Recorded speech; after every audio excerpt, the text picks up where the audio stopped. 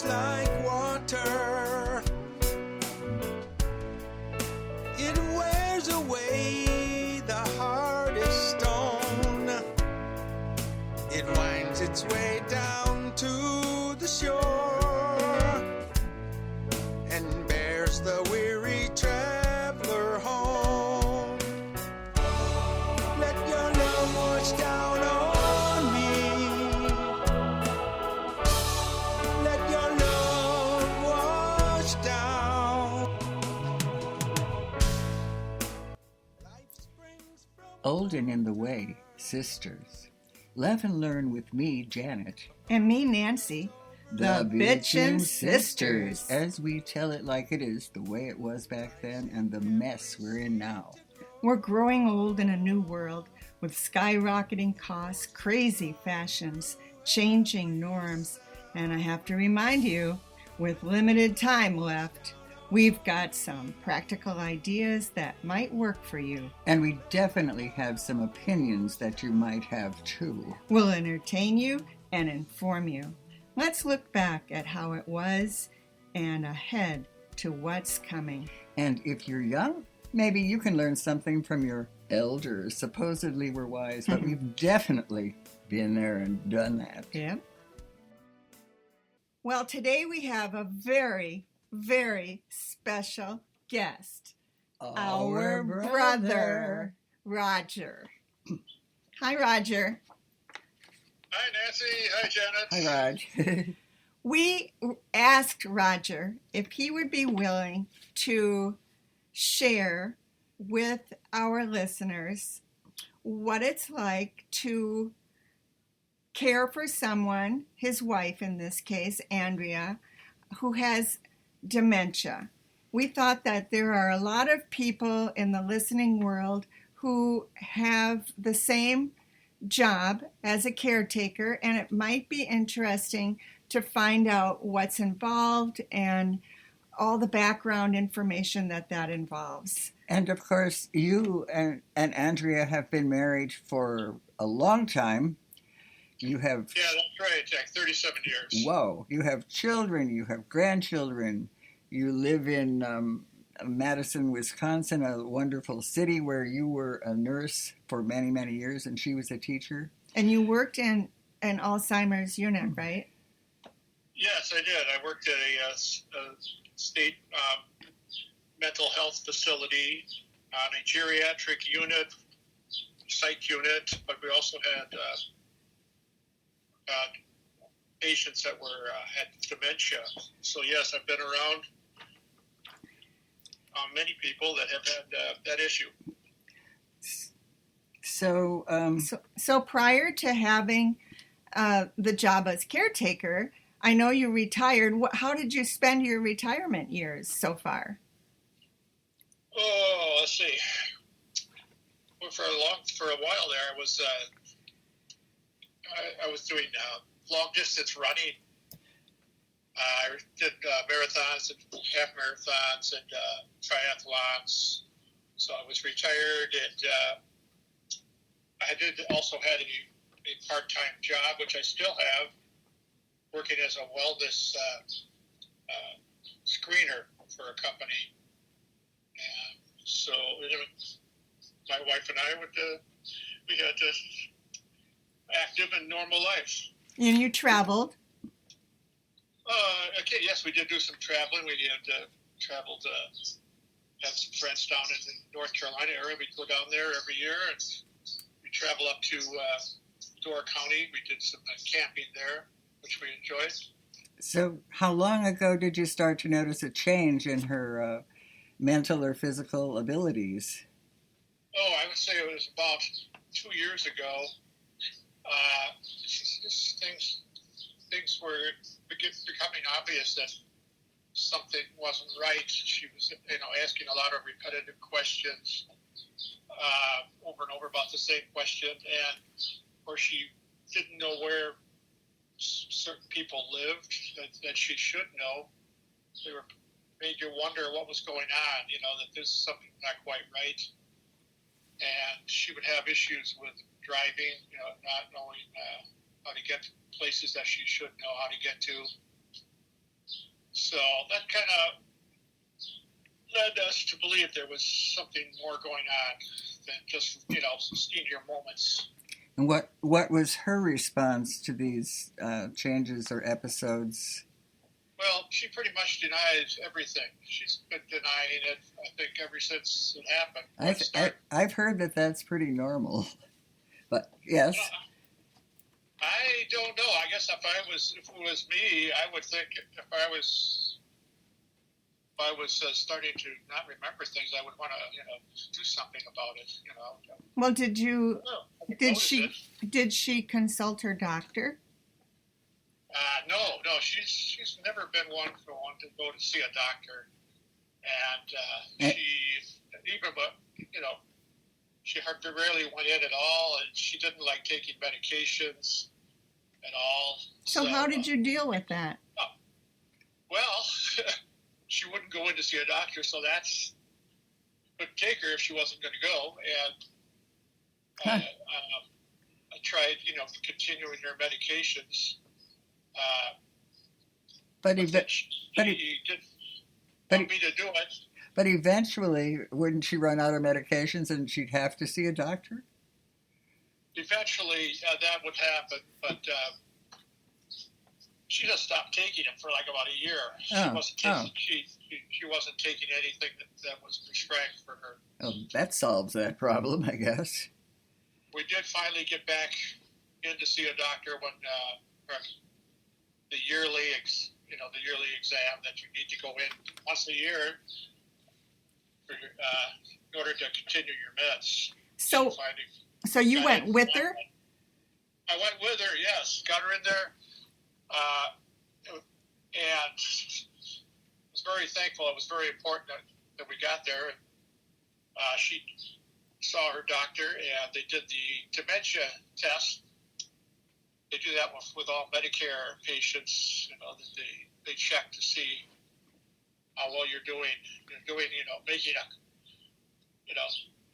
Making a clock and trying to figure out, put down the hour of the day and there. And they give you a list of words, and you have to.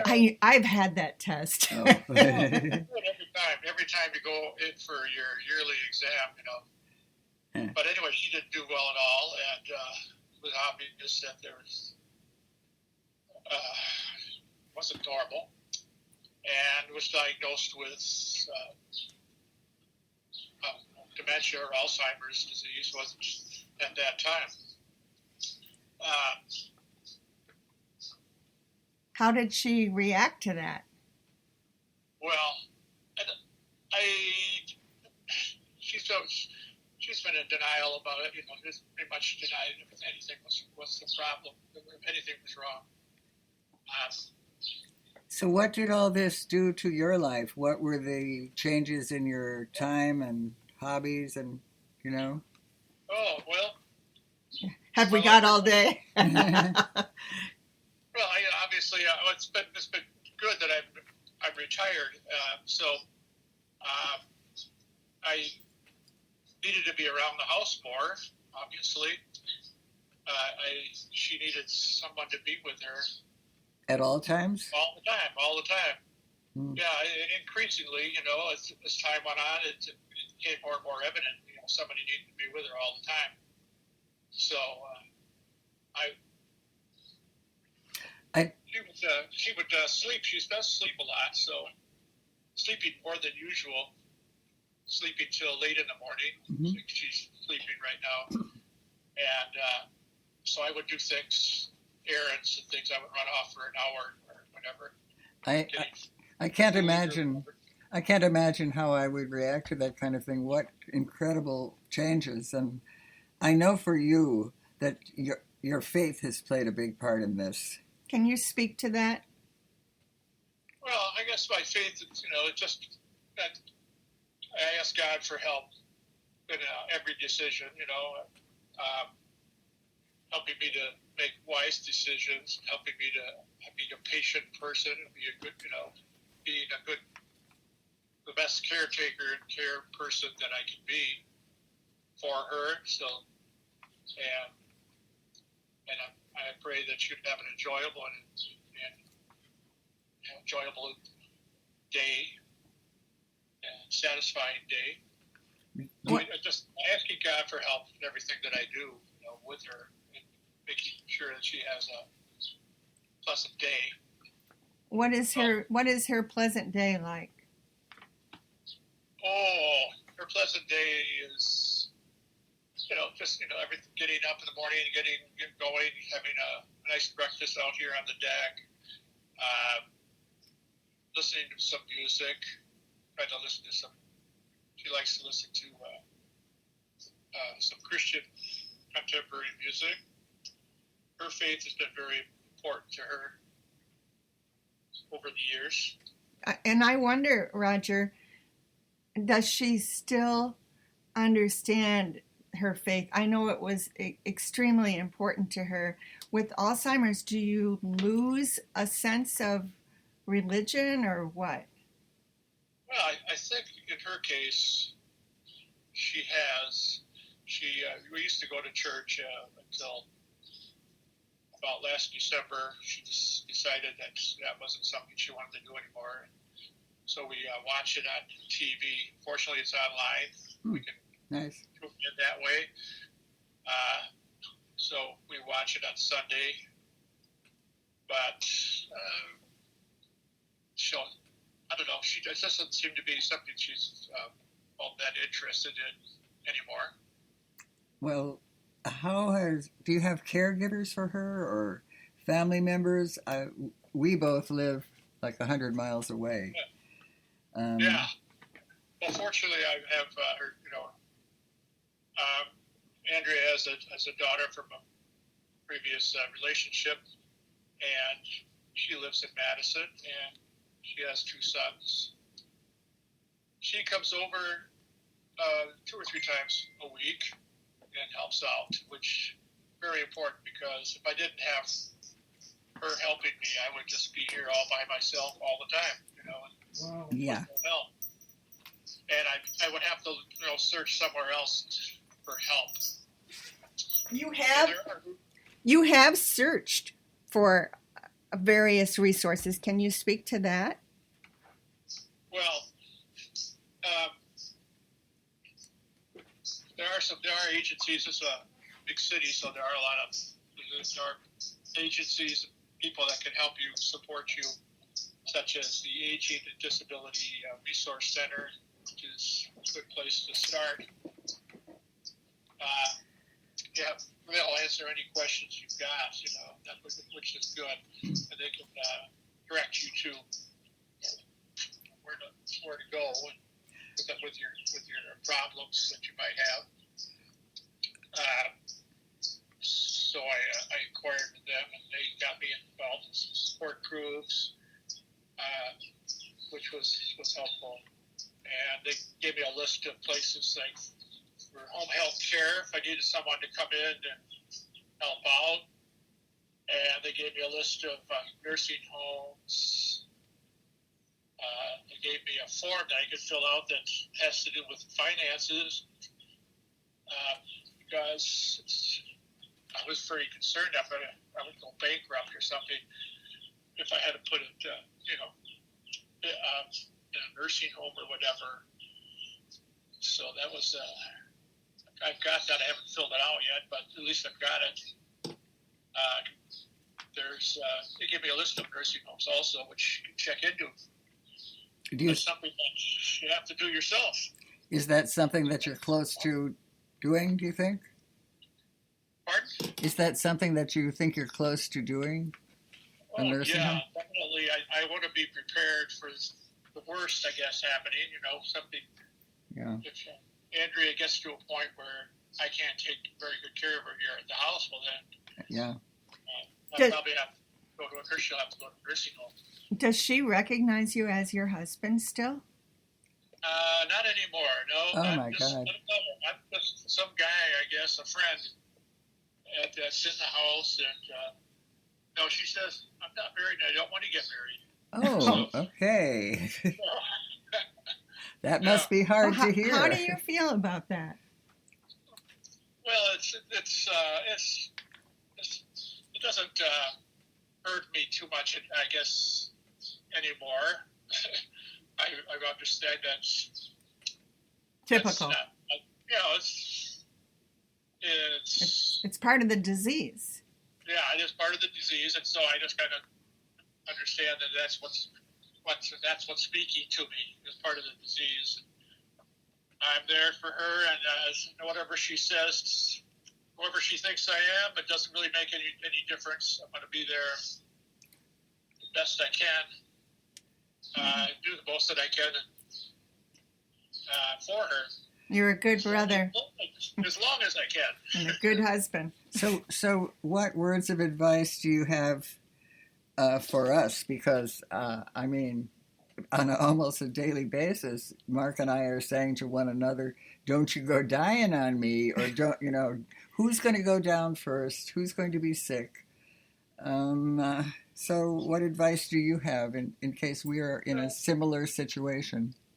Well, I think something like that happens to a person. You have all kinds of questions, kind of some anxieties, and you want to get help from other people, other places. There's, like I said, the Aging and Disability Resource Center we have in Madison here. I think I don't know if the other places have it. Yeah, they have one in our county, probably Yes. Every county. Your own personal doctor is important. Your own person's your own doctor can help out with medications, which was very helpful for me because Andrea was initially she was getting kind of agitated, and it was difficult because she and finally a few months back last fall I was able to get her doctor to prescribe some medications, an antidepressant and also an antipsychotic medication, which helped with the agitation, and that's been very helpful. Now she's very pleasant to be around, whereas before it was kind of difficult. You didn't know what was going to kind of set her off and get her upset. But now she's very pleasant and easy to be around. And she has a pet. She has a pet that she adores, right? Oh, yes. She has a little poodle, kind of a toy poodle, very small, 5-pounder, that she's had for the last 12 years, and it's very close to this little dog, and it's kind of like her little baby. She sleeps with the dog and carries her around much of the day. So that's been very helpful. Also, support groups are important. You get involved in a support group that other people that have had similar issues can help you. As far as what you might want to do. We also got hospice involved, which even though everybody thinks that hospice gets involved when you only have 6 months to live, but they can also help with you don't have to have 6 months left. They come in and do an assessment, right? Yeah, they came in and did an assessment, and actually in July we're going to have a nurse practitioner is going to come in every month and just check her out and see how things are going. I imagine we'll be able to ask questions and get advice from her. Other family members are helpful. Home health agencies can be helpful, bringing in people to help. Adult daycare centers can be helpful for taking your loved one there. If you can afford it. Yeah, it's some of these things are quite expensive, and neighbors, your church, people in church can be helpful. Senior centers can be helpful. I would advise looking into getting a power of attorney for healthcare, which we did a few years ago. So I am now I have a power of attorney for that. These are just dealing with your loved one. You just need to have patience is also important. Repetitive questions, things like this. Things can get kind of irritating. over a long, Well, we know that you inherited mother's patience. We know that. You've done a wonderful job giving us the background for if and when that day comes for one of us or our spouses or our listeners. We can't thank you enough for being willing to put yourself out there. Thank you so much. Yeah, you're welcome, and just try to get as much information as you can from You were anybody that can be helpful. Thanks, Roger. You're welcome.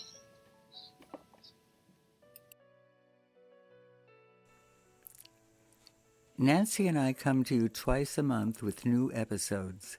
Some are funny, some are serious, some are just our crazy opinions. We hope you enjoy our show. Music by Hall and Sidnor. Finds its way down to the shore and bears the weary traveler home. Let your love wash down on me.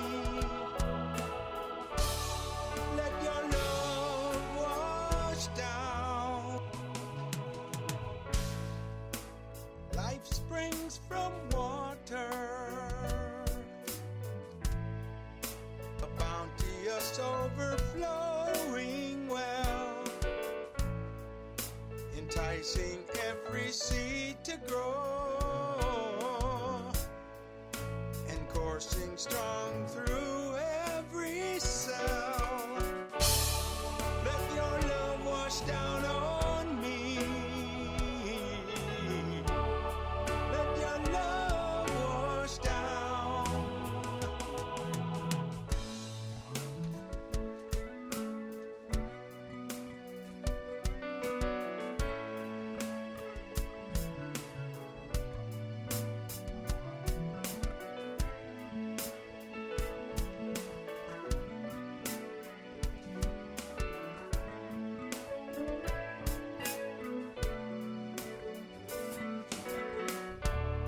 Let your love shine down on me. Let your love wash down. Rain brings the water, a simple blessing from above.